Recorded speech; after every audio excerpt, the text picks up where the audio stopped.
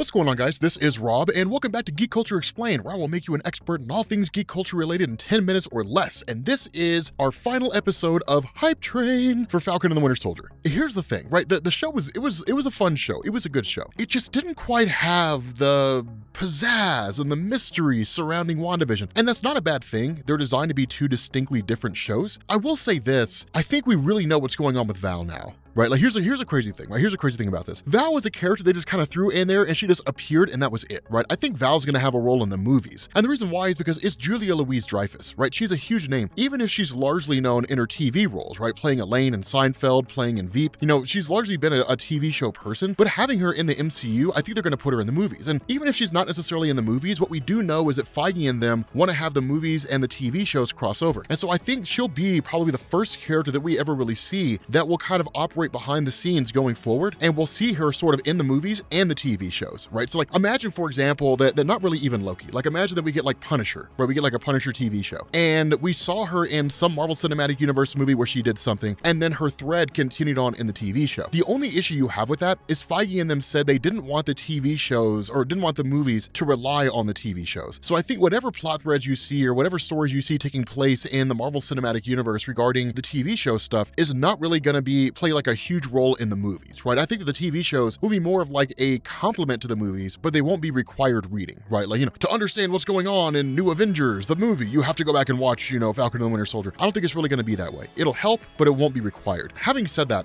we know that at the end of the episode that Valerie basically snatched up John Walker, right? Officially brought him in as the US agent. Now, here's the thing that's kind of crazy about this. On one hand, there's all kinds of possibilities with the concept of like Contessa is technically what her name is. But the reality is I think there's only one real tangible explanation for what's going on here. I think that Contessa is a stand-in for Valerie Cooper in the Marvel Cinematic Universe, and I think she's forming the Commission on Superhuman Activities. I think that's what we're getting. I think that's actually what's happening here. And here's the reason why I say that. The Commission on Superhuman Activities particularly was involved with John Walker. That there was a point in Marvel Comics when the Red Skull was actually manipulating the Commission behind the scenes and essentially got Steve Rogers ousted as Captain America and John Walker took his place. That's when John Walker went from being like the super patriot when he was initially introduced to becoming the replacement Captain America, and then ultimately was too extreme, lost the title, and it was given back to Steve Rogers again, right? So the Commission was just like, oops, sorry guys. And then of course, when Red Skull's actions were revealed, it all kind of reconciled everything. But the important thing here is that with this particular set of events, right, Valerie Cooper in Marvel Comics was hugely important. And she's one of those names that like nobody really knows, but her role is immense. She's been in pretty much everything, right? She was behind the scenes. If it had to do with in any form or fashion curtailing and even in some ways getting in the way of superhumans, not even just mutants, but like superpowered beings, superheroes, she was behind the scenes, right? She's the one who spearheaded the Commission on Superhuman Activities. She's the one that basically helped us to spearhead and launch Project Wide Awake. Like she's really the one that's kind of behind all that stuff. Now, here's the thing. If the Commission on Superhuman Activities exists, and in turn, Val is more or less Valerie Cooper in the Marvel Cinematic Universe, then it would stand to reason that US Agent is going to be part of Freedom Force. So here's the thing. Freedom Force was kind of like the law enforcement apparatus behind the Commission on Superhuman Activities. Because it was one thing to be a government-sanctioned organization or governmental entity and to kind of be positioned as a way to ensure that superheroes did what they were supposed to. It's another thing to be able to actually enforce it. Now, in the comics, technically speaking, Freedom Force was Mystique and her Brotherhood of Evil Mutants, who were looking to basically receive pardons for the evil acts they'd committed. And then in turn, they were kind of brought in by the Commission, rebranded into Freedom Force, and then they were promised pardons if they fulfilled their contracts, right? So of course, Mystique and them don't really exist in the MCU. If they do exist, we haven't seen them yet.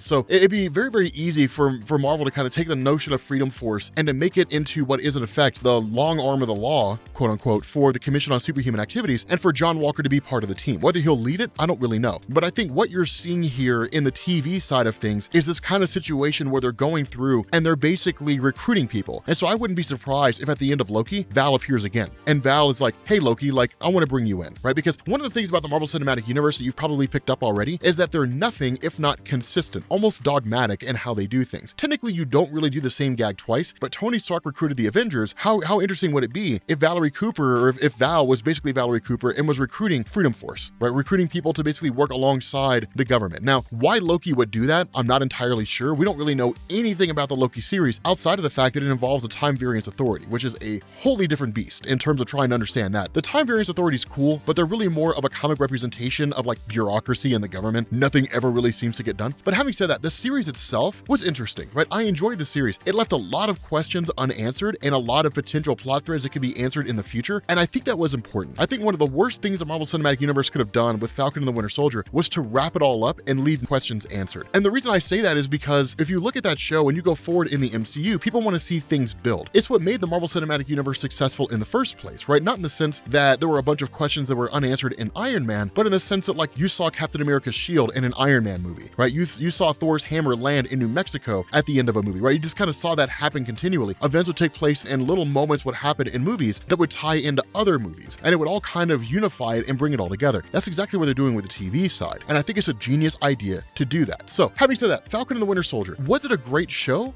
It was fun, right? It was cool. It's not the strongest outing so far. WandaVision still ranks #1 as far as the Disney Plus shows, but we're only 2 in. I do have a feeling Loki is going to blow the doors off. I feel like Loki's going to be amazing. Just looking at it, it looks like it's just going to be absolutely awesome. Hopefully it is. I don't know if that's true or not. It could be that Loki's like the first big flop of Disney. I don't think that's going to happen. I think there's just too much talent behind the scenes running the show. But regardless of how you slice it, Falcon and the Winter Soldier was a fun show. It was the closest thing they've done to an actual movie in a TV series, but it was cool. But with that being said, guys, we're going to bring this to an end. I'm looking forward to the next 2 weeks. We have a 2-week break and then Loki starts. So, yeah, we will catch you all later.